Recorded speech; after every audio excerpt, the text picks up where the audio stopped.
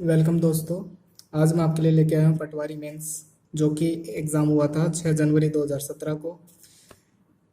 इसके क्वेश्चन देखने के बाद आपके पास जो आने वाली पटवारी एग्ज़ाम है उसकी रणनीति बन जाएगी थोड़ी बहुत, और एक प्रैक्टिस भी हो जाएगी। तो बिना टाइम वेस्ट किए हम स्टार्ट करते हैं। पहला क्वेश्चन है,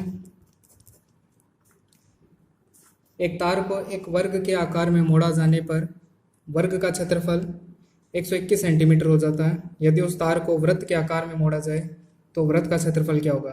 देखो, हमें एक तार लेना है, उस तार को क्या करना है, वर्ग बनाना है पहले तो वर्ग बन जाएगा तो उसका क्षेत्रफल कितना है, 121 सेंटीमीटर। ठीक है, फिर उस तार को खोल लेना है वापस और उसको मोड़कर एक वृत्त बनाना है। तो वृत्त बनने पर उसका क्षेत्रफल क्या होगा। मान लो कि एक तार है हमारे पास, उस तार से हमने एक वर्ग बना लिया। अब इस वर्ग का क्षेत्रफल कितना है, 121। तो हम जानते हैं वर्ग का क्षेत्रफल क्या होता है, भुजा गुणा भुजा। तो 11 इंटू 11 करने पर 121 आ जाएगा, यानी इसकी भुजा कितनी हो गई, 121। मैं डायरेक्ट फॉर्मूले नहीं लिख रहा, मतलब डायरेक्ट क्वेश्चन कर रहा हूँ ताकि आप भी एग्जाम में ऐसे अप्लाई करना ताकि समय बच जाए आपका। अब अपन को ये पता है कि भुजा 11 सेंटीमीटर आ चुकी है इसकी। अब इसके बाद अगर हम इस तार को, जैसे मैं मान लो यहाँ से कट कर लेता हूँ और इस तार को यहाँ से ऐसे खोल लेता हूँ तो ये तार ऐसा दिखेगा। अगर ये 11 है तो ये भी 11 है, और ये 11 है और ये भी 11 है। तो तार खोलने के बाद कितना हो जाएगा, 11 गुना 4 यानी 44। तो ये तार पूरा कितना हो गया, 44। अब इस तार को गोल घुमाकर एक वृत्त बना दिया जाए। तो अब इस वृत्त का क्षेत्रफल पूछा है, तो वृत्त का जो क्षेत्रफल होता है पाई आर स्क्वायर। तो पहले हमें आर चाहिएगा। तो ये जो तार है, ये तार घुमाकर जब इस प्रकार बनाया गया तो ये परिधि बन गई, और परिधि का सूत्र क्या होता है, 2 पाई आर। तो ये जो तार कितना है, ये 44 है। तो यहाँ परिधि के नीचे क्या लिख देंगे, 44, 2 पाई आर। अब मुझे तो आर चाहिए यहाँ से, तो 2 और पाई को इधर भेज देंगे। 2 तो डिवाइड में आ जाएगा और पाई 22/7 तो इधर 22 तो डिवाइड में आ जाएगा और 7 मल्टीप्लाई में आ जाएगा। 22 गुणा 2 44, ये 44 इस 44 को कट कर देंगे, 8 7 आ जाएगा। 7 को यहाँ पुट कर दो, तो यहाँ पे 7 का स्क्वायर पूछा है तो 49, और पाई की वैल्यू हो जाएगी 22/7 गुणा 49। ये इसको 7 बार कट कर देगा और 7 को 22 से गुणा कर दो तो ये हो जाएंगे 154 सेंटीमीटर स्क्वायर। ये इसका आंसर हो गया। क्वेश्चन 2 देखिए, एक आयत है, उस एक आयत ABCD का परिमाप क्या होगा यदि AD बराबर 3 है और BD बराबर 5 है। तो पहले एक डायग्राम बना लो जिसमें एक आयत हो, इसका नाम है ABCD। इसमें AD बराबर 3 है, मतलब ये 3 है, और BD बराबर 5 है, मतलब ये 5 हो गई। अब इसका परिमाप पूछा है, परिमाप मतलब चारों ओर की भुजाएं। तो ये भुजा मेरे पास है, अगर ये 3 है तो आयत में सामने वाली भी 3 होती है। मुझे ये दो भुजाएं चाहिए, इन दोनों में से एक पता कर लें तो पता दोनों का मान पता चल जाएगा। तो यहाँ पर अपन पाइथागोरस थ्योरम लगा सकते हैं। ये कर्ण हो गया, ये आधार हो गया और ये लंब हो गया। तो एक पाइथागोरस के लिए आप याद रखो 3 4 और 5 का सेट होता है, जिसमें 5 कर्ण होता है, 3 और 4 अन्य भुजाएं होती हैं। तो 3 अगर एक अन्य भुजा है तो दूसरी जो भुजा रहेगी वो क्या होगी, 4 होगी। तो ये 4 है तो ये भी 4 है। तो पूरा परिमाप कितना हो जाएगा, 3 3 6 और 4 4 8, तो पूरा हो जाएगा 14 सेंटीमीटर। ये इसका आंसर हो जाएगा। अगला क्वेश्चन, एक आपको फील्ड बुक दिया गया है और उसका क्षेत्रफल ज्ञात करना है। तो मैं फील्ड बुक बना लेता हूँ एक बार।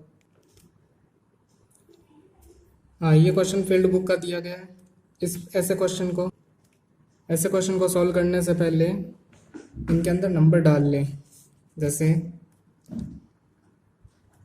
1 2 3 4 5 6 7।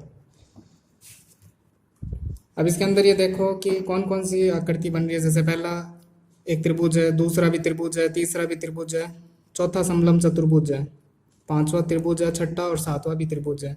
तो पहले मैं त्रिभुज को सॉल्व कर लेता हूँ, मतलब उनका क्षेत्रफल निकाल लूंगा। फिर चौथा जो समलंब चतुर्भुज है इसका क्षेत्रफल निकाल लूंगा, और सारे क्षेत्रफल को जोड़ दूंगा तो फील्ड बुक का कंप्लीट क्षेत्रफल आ जाएगा। ठीक है, तो ज़्यादा एक फॉर्मूला लिख लेते हैं, ज़्यादा डिटेल से नहीं लिखेंगे। पहला क्या है, त्रिभुज। त्रिभुज का क्षेत्रफल क्या होता है, 1/2 आधार गुणा ऊंचाई। तो 1/2 आधार कितना है, यहाँ पर 8 है, और ऊंचाई कितनी है, 12 है। तो 8 गुणा 12, इसको 4 बार कट कर देगा, 12 गुणा 4 48।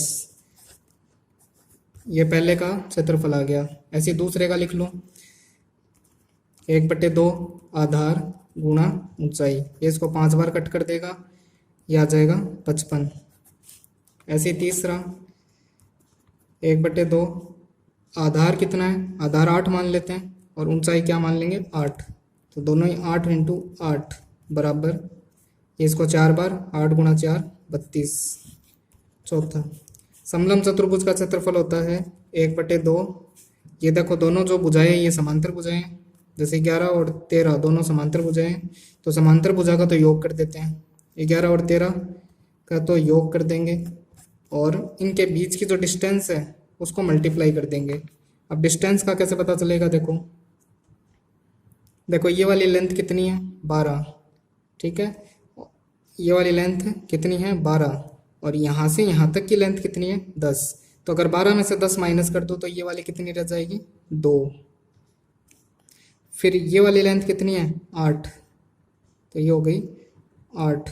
फिर ये वाली लेंथ कितनी है, यहाँ तक, ये यहाँ से लेकर यहाँ तक पूरी है 12, यहाँ से लेकर ये है 6, तो 12 और 6 18, और इसमें से ये वाली माइनस कर दूँ, मतलब ये पूरी 18 हो गई, और इस 18 में से इतनी माइनस कर दूँ, यानी 8 माइनस कर दूँ, तो ये वाली बच जाएगी 10।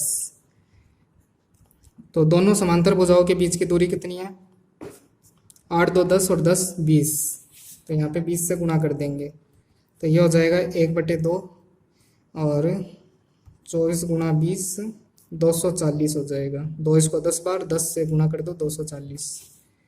पांचवा 1/2 त्रिभुज है, आधार गुणा ऊंचाई, तो आधार 7 है, ऊंचाई 12 है, तो 7 गुणा 12, 6 बार कट करेगा, फिर 7 से गुणा कर देंगे तो 42। छठा 1/2 आधार 7 है, ऊंचाई 6 है, तो 2 बार 3 बार कट होएगा, और 7 21। ऐसे सातवां 1/2 आधार 13 है, और ऊंचाई 8 है, तो ये 4 13 गुणा 4 52। अब इसके बाद ये तो सबका अलग अलग क्षेत्रफल आ गया। अब टोटल फील्ड बुक का क्षेत्रफल कैसे निकालेंगे, सबको जोड़ देंगे। तो मैं टोटल करके लिख देता हूँ एक बार यहाँ पर, टोटल आ रहा है 490, ये आपका फाइनल आंसर है। अगला क्वेश्चन देखिए। अगले क्वेश्चन में कहा है कि लास्ट क्वेश्चन में जो फील्ड बुक दी गई है उसमें त्रिभुजाकार आकृतियों का क्षेत्रफल कितना है। तो अभी हमारे पास टोटल क्षेत्रफल आया था 490, टोटल आया था 490, उसमें से एक समलंब को हटा दो। समलंब का क्षेत्रफल कितना आया था, ये रहा समलंब का, यानी 240। तो 240 वापस माइनस कर दो, तो ये रह जाएगा 250। तो ये आपका आंसर हो जाएगा। इसने ऐसे पूछा था कि जो त्रिभुजाकार आकृति है उनका क्षेत्रफल बताना है, तो टोटल में से आप क्या कर दो, समलंब को वापस हटा दो, या फिर जो त्रिभुज है उनको वापस जोड़ लो, तो आपका आंसर क्या आ जाएगा, 250 आ जाएगा। अगला क्वेश्चन देखो।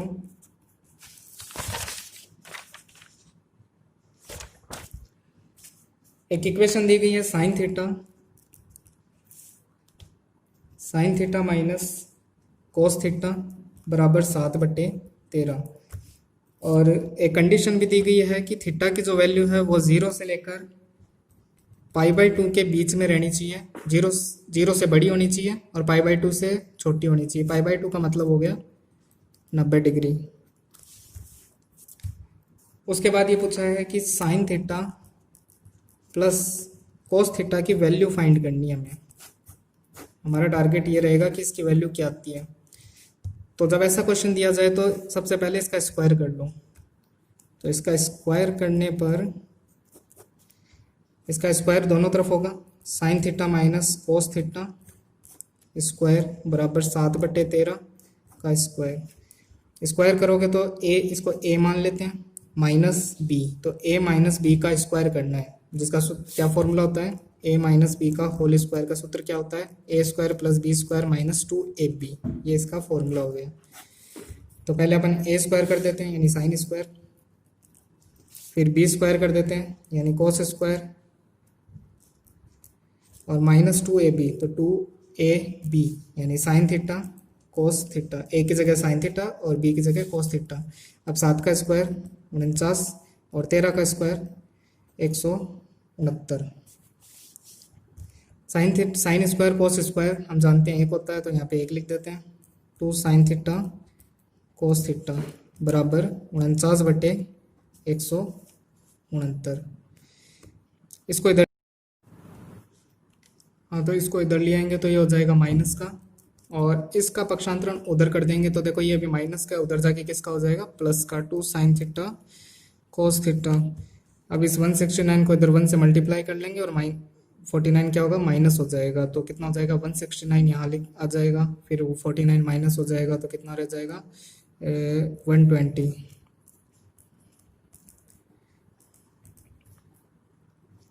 एक तरह से मुझे 2 साइन थीटा कोस थीटा की एक वैल्यू मिल गई, ठीक है। अब देखो पूछा क्या था हमसे, साइन थीटा कोस थीटा की वैल्यू क्या होगी। तो पहले मैं इसको ऐसे लिख लेता हूँ कि sine theta plus cos theta का square, sine theta plus cos theta का होल स्क्वायर, क्या फॉर्मूला होता है इसका, यहाँ पे ए प्लस बी का लिख देंगे यानी ए प्लस बी का स्क्वायर, तो a square plus b square plus 2ab। तो देखो यहाँ माइनस हो तो यहाँ माइनस 2ab आ जाता है, और प्लस हो तो यहाँ प्लस हो तो यहाँ पे प्लस आ जाता है, ठीक है। इस बार हमारे फॉर्मूले में प्लस की जरूरत थी तो मुझे इस फॉर्मूले को यूज करना पड़ेगा। तो देखो ए की जगह क्या है, ए की जगह वही है साइन थीटा, बी की जगह क्या है, कोस थीटा, तो वो अपना फॉर्मूला क्या है, a square plus b square यानी sine square plus cos square, sine square plus cos square, फिर क्या है प्लस 2ab, तो प्लस 2ab। ए की जगह क्या है साइन थीटा, बी की जगह क्या है कोस थीटा। अब देखो sine square plus cos square, इसकी वैल्यू तो मैं जानता हूँ क्या होती है, 1 होती है, और 2 साइन थीटा इसकी वैल्यू मैं अभी अभी निकाल के लाया हूँ, क्या है 120/169। अब मैं इसको थोड़ा सॉल्व कर लेता हूँ। 169 यहाँ गुणा होगा, फिर 120 जुड़ेगा इसके अंदर, तो ये टोटल हो जाएगा 289।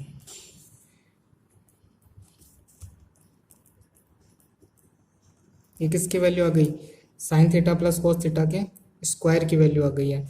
लेकिन हमें पूछा क्या है, हमें पूछा ये है sign theta plus cos theta, नहीं कि स्क्वायर। तो अब इस स्क्वायर को इधर भेज देंगे, इस स्क्वायर को इधर से कट करके इधर भेजेंगे तो स्क्वायर क्या बन जाएगा, रूट बन जाएगा। अब इसको सॉल्व कर लो, तो 169 का रूट क्या होता है 13, और 289 का रूट क्या होता है 17, तो इसकी वैल्यू क्या आ गई 17/13। अगला क्वेश्चन देखो, अगला क्वेश्चन है 6 संख्याओं का औसत 20 है, और उनमें से अगर एक संख्या हटा दो तो औसत क्या बचेगा 15। अब हटाई गई संख्या के स्थान पर वापस 39 जोड़ दो, तो जोड़ने पे वापस 6 हो जाएगी, तो उन 6 जो नई 6 है ना उनका औसत बताना है इस बार, ठीक है। तो देखो इस सवाल को कैसे करोगे, 6 संख्या, पहले औसत का सूत्र लिख लेते हैं,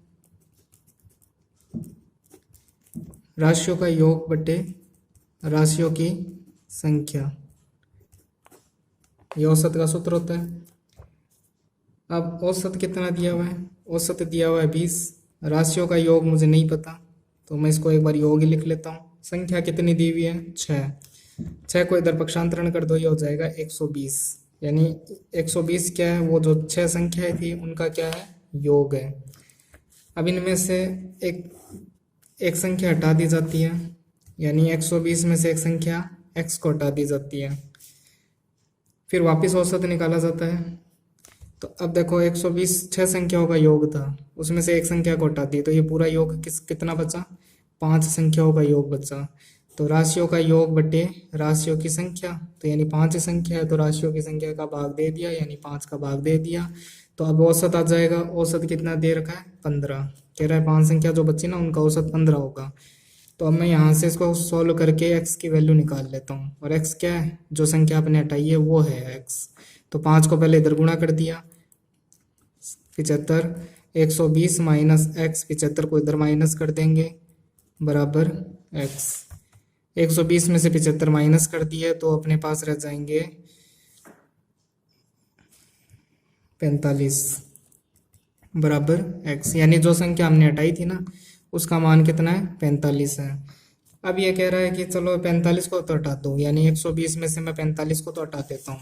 तो 120 में से 45 को तो मैं हटा देता हूँ, तो ये रह जाएगा 75। ठीक है। अब यानी मेरे पास 5 संख्याओं का योग कितना है, मतलब ये कितनी संख्याओं का योग है, ये 5 संख्या का योग है। अब उसके आगे कह रहा है कि वो हटा दी, उसके स्थान पर अब 39 जोड़ने हैं, यानी वापस एक नई संख्या जोड़नी है 39। ठीक है। तो अब ये 5 संख्याओं का योग था और ये छठवीं संख्या का योग है, यानी टोटल 6 संख्याओं का योग आ गया। तो 6 संख्याओं का योग बटे यानी राशियों का योग बटे राशियों की संख्या, तो ये क्या आ जाएगा, औसत आ जाएगा। तो पहले मैं इसको सॉल्व कर लूँ, तो ये हो जाएगा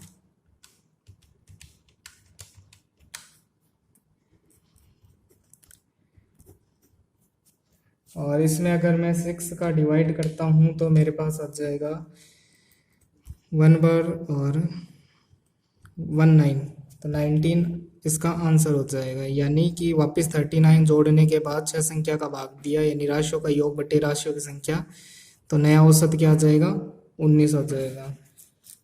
ठीक है। अब अगले सवाल पे चलते हैं।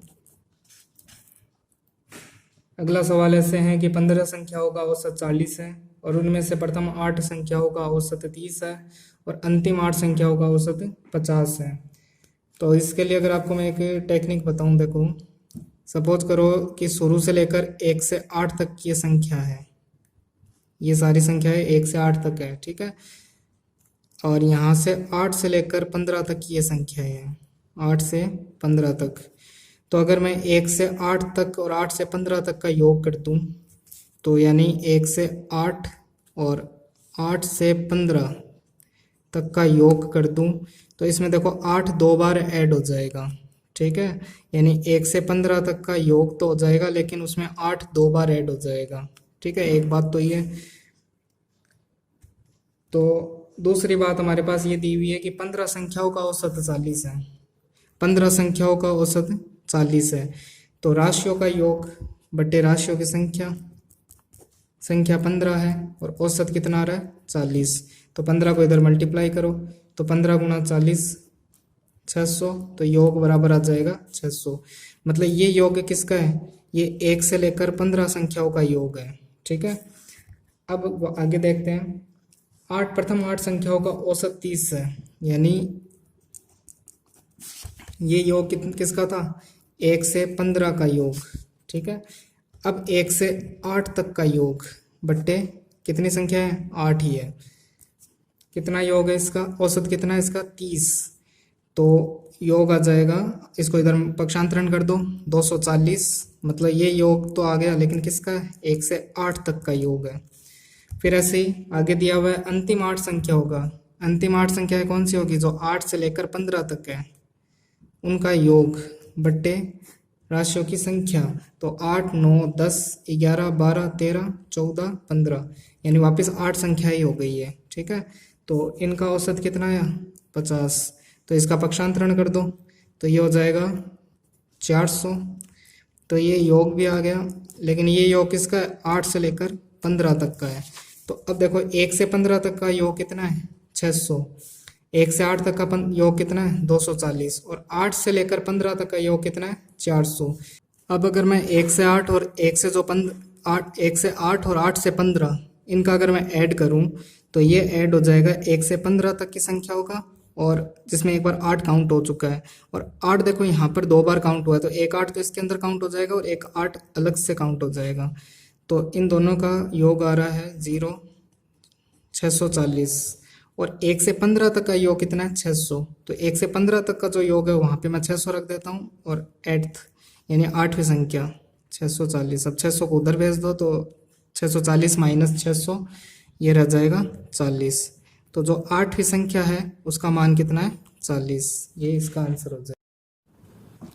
अब क्वेश्चन नंबर 8 देखो। एक आदमी पहले 4 महीने में औसतन 1800 रुपये प्रति माह खर्च करता है और अगले 8 महीने में औसतन 2000 रुपये प्रति माह खर्च करता है। वर्ष में 5600 रुपये बचा लेता है, तो उसकी औसत मासिक आय बताइए। तो पहले उसकी पूरी टोटल आय निकाल लेंगे हम, यानी 12 महीनों का योग निकाल लेंगे और फिर उसमें 12 महीने का भाग दे देंगे, यानी 12 का भाग देते ही उस प्रति माह का औसत आ जाएगा। ठीक है, तो पहले के शुरू 4 महीने में वो प्रति माह 1800 रुपये बचा लेता है, तो 4 महीने के कितने हो जाएंगे? 4 को 1800 से मल्टीप्लाई कर दो तो ये हो जाएंगे 7200, 7200 रुपये हो गए। फिर अगले 8 महीनों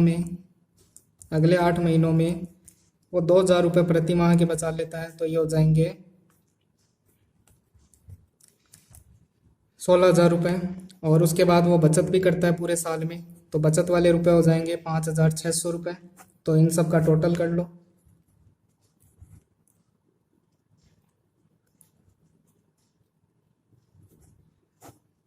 तो ये हो गए 28,800 रुपये। अब हमें ये देखना है कि प्रति माह है औसत मासिक आय पूछा है उसका, तो औसत निकालने के लिए राशियों का योग, जो कि 12 महीने का योग आ गया ये, तो यानी 12 महीनों का योग यानी राशियों का योग बट्टे राशियों की संख्या। अब इसको कट कर देंगे इस बार, तो पहले 2 बार जाएगा 24, 48 रहेगा, फिर 4 बार और 0 0, तो यानी ये औसत आ जाएगा। नेक्स्ट क्वेश्चन,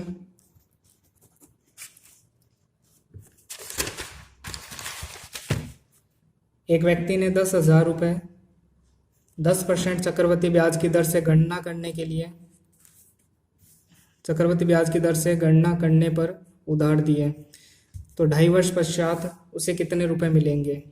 तो यहाँ पर मूलधन तो दे रखा है 10,000 रुपये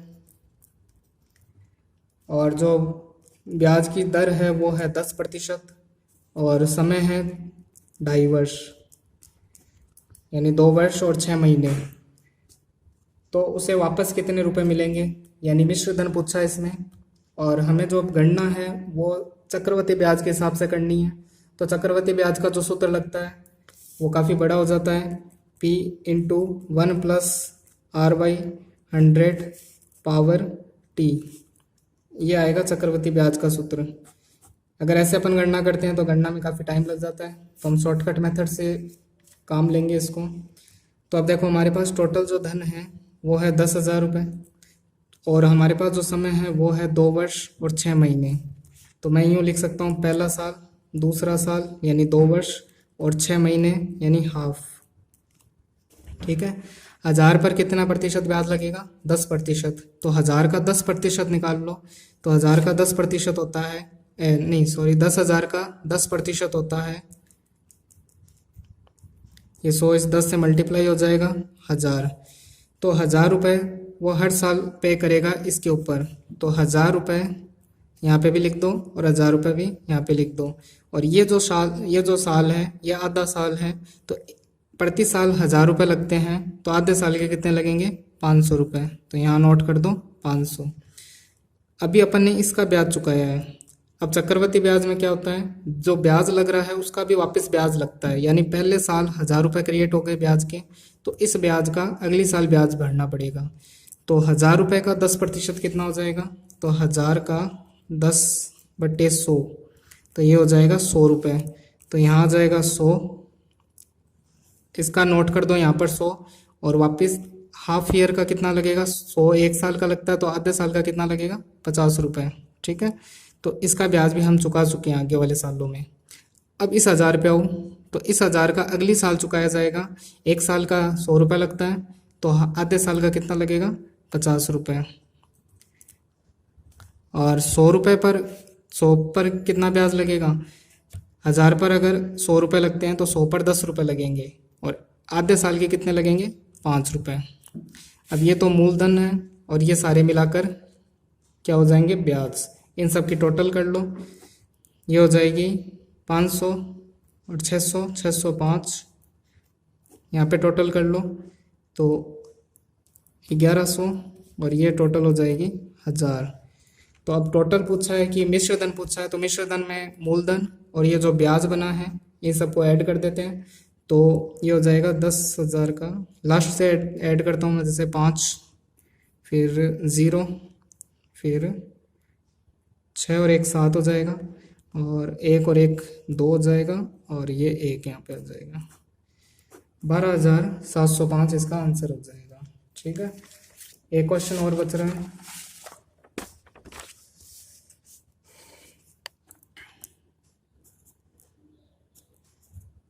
क्वेश्चन 10 देखो, किस प्रतिशत पर वार्षिक ब्याज की दर से एक धनराशि 2 वर्ष में 4 गुनी हो जाती है। तो एक धनराशि दे रखी है अपन को, वो 2 वर्ष में 4 गुनी हो जाती है, तो हमें उसकी दर ज्ञात करनी है। तो मान लो एक धनराशि यानी मूलधन, मैं एक बार x मान लेता हूँ। ठीक है, तो हमारा जो फॉर्मूला होता है वो होता है मूलधन बराबर मिश्रधन बराबर मूलधन गुणा 1 प्लस दर बटे 100 की पावर समय। तो अब ये कह रहा है कि 2 वर्ष में 4 गुना हो जाएगा, यानी अगर हमने मूलधन के रूप में x रुपये लगाए तो हमें दो वर्ष में ये राशि 4 गुना होकर मिलेगी, यानी मिश्र धन हमें कितना मिलेगा, 4x। मूलधन हमारा x है, फिर 1 प्लस दर को मैं एक बार r लिख देता हूँ बटे 100, और समय हमें दिया हुआ है 2 वर्ष। x का पक्षांतरण कर दो तो x यहाँ डिवाइड में आ जाएगा, x कट जाएगा और 4 रह जाएगा, बराबर 1 प्लस r बटे 100 की पावर 2। अब ये जो पावर 2 है इधर जाएगी तो रूट हो जाएगी, 4 बराबर 1 प्लस r बटे 100, 4 का रूट 2 हो जाएगा, 1 प्लस r बटे 100, ये 1 इधर माइनस हो जाएगा, ये प्लस का है तो उधर जाके माइनस हो जाएगा, तो 2 में से गई 1 बराबर r बटे 100। अब 100 को इधर पक्षांतरण कर दो, 100 बराबर यानी r, यानी जो दर है वो 100 है। फिलहाल 10 सवाल, बाकी जो सवाल बच गए वो नेक्स्ट वीडियो में हम पूरा मैथ का पेपर पूरा सॉल्व करेंगे। Thank you. अगर आपको वीडियो बढ़िया लगे तो शेयर करना, लाइक और सब्सक्राइब करना। Thank you.